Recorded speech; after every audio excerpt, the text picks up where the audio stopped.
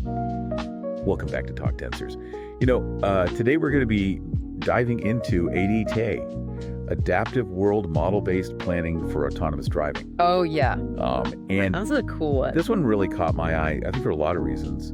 But one of the big ones is it tackles this huge challenge that we have with, self-driving cars, right? Right. Like how to get them to really learn and adapt and not just follow these pre-programmed rules. Yeah, it's like moving beyond just the basic autopilot to Yeah, exactly. a skilled driver that can handle like almost anything. Yeah, that's a great way to put it. And I think, what really stood out to me was this concept of an adaptive world model, or ADA. Right. And it's this idea of, not just relying on these like static training data sets, but actually allowing the AI to continuously learn and fine tune its understanding of the world. Yeah, and I think what's super fascinating about this is that it takes the idea of like, okay, we don't have to train an AI from scratch, which can be very time consuming and expensive. Oh, yeah. We can actually leverage pre-existing data and then build upon that and then also allow it to like analyze, okay, what are the discrepancies between what I expect to see and what's actually out there in the world and adjust my internal models accordingly.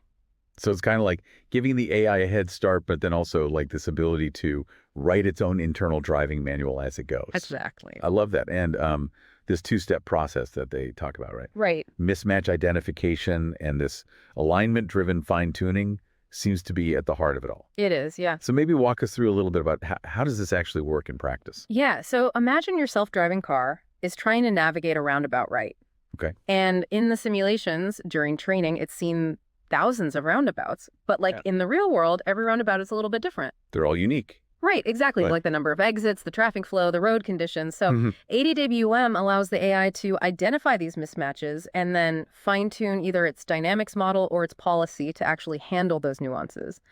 Okay, so when we talk about the dynamics model, are we talking about like the AI's prediction engine? Yeah. For how other cars and objects are going to behave? Exactly. And the policy being more of its decision-making system for its own actions? Exactly. Okay. So, and what's remarkable is it can adjust either one or both depending on the situation. Wow. So if it's like, oh, my predictions about other cars are off, it'll focus on tweaking the dynamics model. Got it. But if it's more like, well, my decision-making process needs improvement, it'll fine-tune the policy. So it's almost like the AI is constantly saying, okay, is my map wrong or am I driving poorly? Right. And then adjusting based on that. Exactly.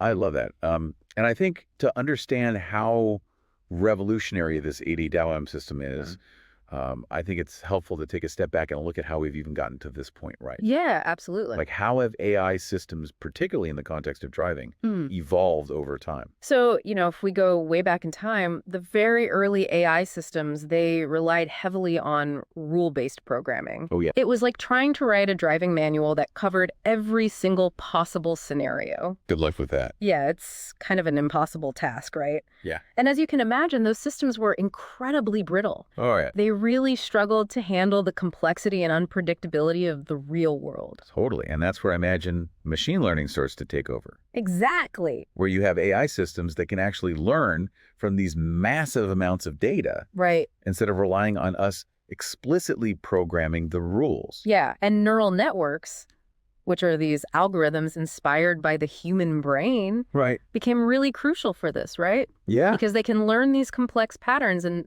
make predictions based on the data that they're trained on. So instead of us painstakingly trying to program every single rule, we basically say, hey, AI, here's a bunch of examples. Right. You figure it out. You learn the patterns, you learn the rules of driving. Exactly. And then we'll see how you do. Yeah. I mean, that's got to be a lot more efficient. Yeah. And probably a lot more effective in the long run. But then that brings up this next challenge of, okay, how do you train these AI drivers efficiently and safely? Right. Especially for something as complex as driving in the real world. Right. And that's where the idea of world models came into play, which are basically these simplified virtual representations of the real world that the AI can experiment with and learn from without any real world consequences. So instead of just reacting to real-time input, it can use these world models to kind of run these simulations and learn from its mistakes. Yeah, it's like a safe environment in this virtual space to learn and get better. That seems like a huge step forward. Were there any notable advancements in this area before DRM? Oh, yeah, absolutely. So one of the early pioneers in world models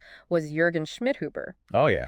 And his ideas were kind of groundbreaking, but it took a little bit of time for the technology to catch up. Right. So, once we had the computing power and the data to actually make these world models work, we saw the emergence of architectures like variational autoencoders, VAEs, and recurrent neural networks, RNNs, All right. which allowed for these more complex and dynamic world models. Yeah, so can you give us like the quick rundown of how those work? So think of VAEs as like a sophisticated compression algorithm. Sure. They can take this vast amount of data, like images or sensor readings, Right. and create a compressed but still meaningful representation. Okay. And then RNNs are specialized for handling sequences of data. Got it. Like a series of frames from a video or a sequence of actions in a driving scenario. So V80s kind of help you build that world model. Right. Make it compact and efficient. Exactly. And RNNs help the AI understand how things change over time within that model. Exactly. Okay. It sounds like those two were pretty key in moving these world models from theory to practice. Yeah, you're absolutely right.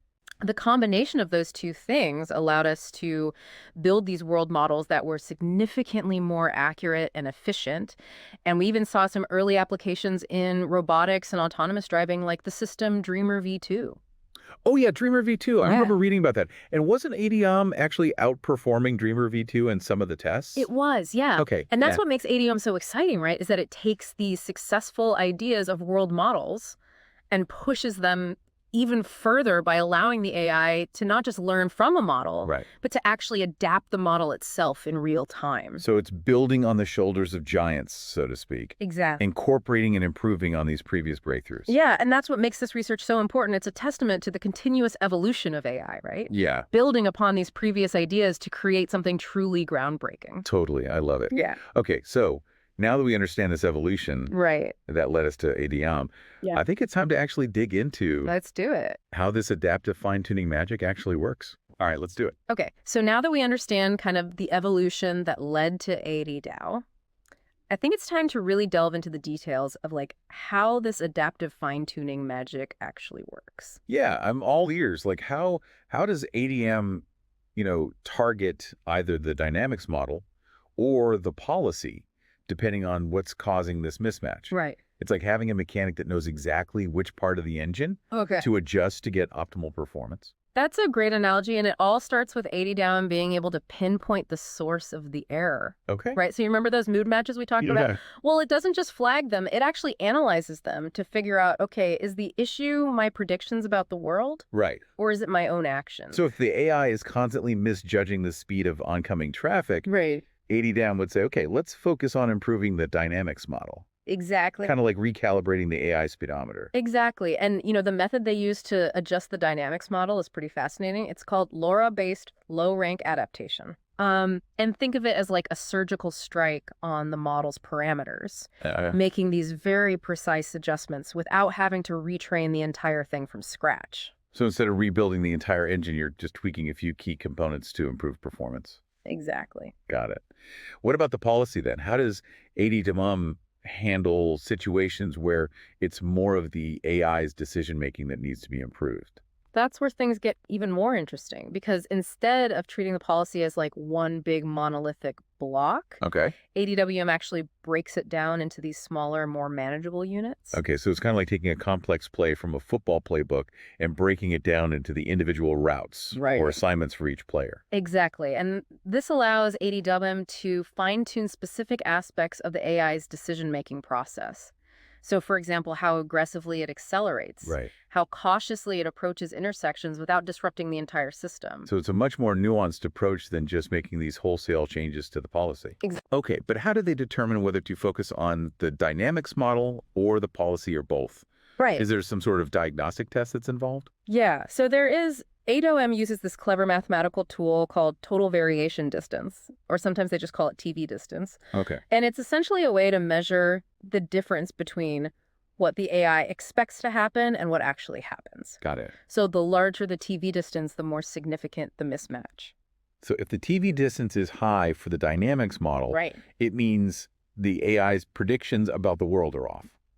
Exactly. If it's high for the policy, it means the AI's own actions are the problem. Exactly. I guess following. And so by comparing these TV distances, AdaWM can basically pinpoint the root cause of the error. Right. And then apply the appropriate fine-tuning strategy. So it's this combination of like precise diagnosis and targeted intervention Exactly. that really sets AdaWM apart. Yeah.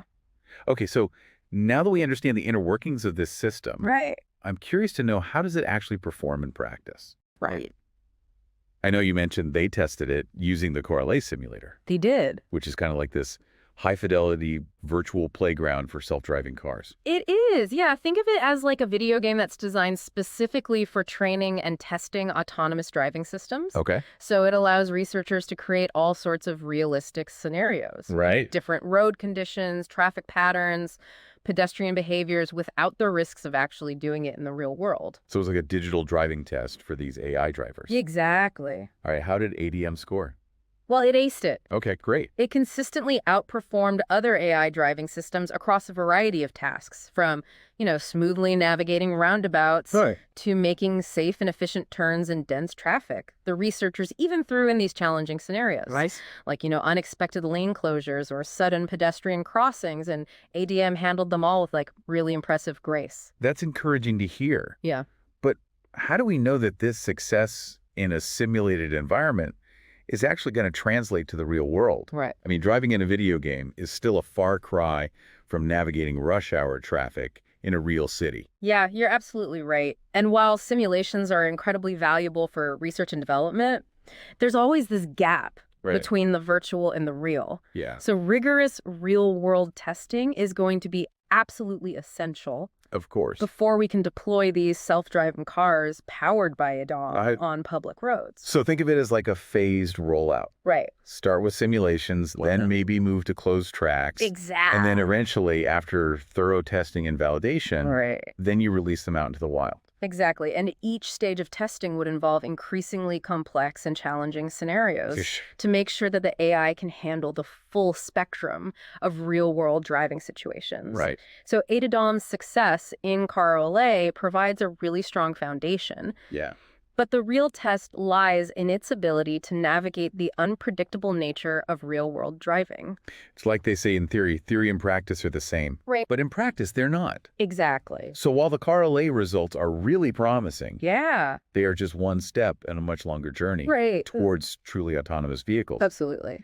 But what's exciting is that these principles behind ADM, this idea of adaptive world models, isn't limited to just self-driving cars. No, it's not. Right? This has the potential to revolutionize so many other fields where AI needs to interact with the real world. Exactly. So what are some other applications that come to mind? So imagine robots that can learn to perform new tasks in factories or warehouses. Oh, yeah. Right? Adapting to changing environments and workflows. Or think about AI-powered medical devices.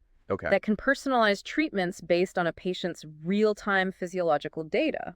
It seems like ADM could be a game changer for any application. Right. Where the AI has to operate in a really dynamic and unpredictable environment. Exactly. And it's about giving these AI systems the ability to not just learn, but to learn how to learn better over time. That's meta.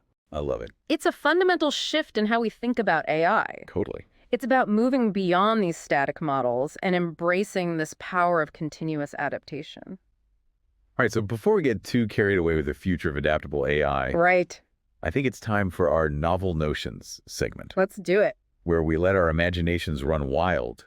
Yeah. And explore some potential research directions that are inspired by this paper. I love this part. What crazy ideas has this paper sparked in your mind? Okay, get ready for this one. So imagine taking AdaWM's ability to adapt and scaling it up to an entirely new level. Okay, I'm intrigued.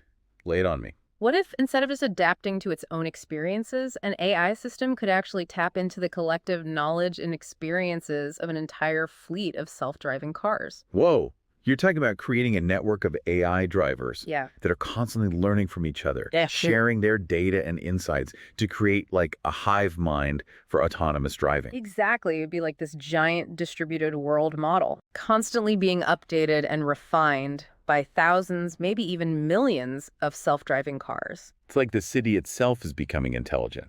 Right. With this constant flow of information and insights being shared. Exactly. between all these interconnected vehicles.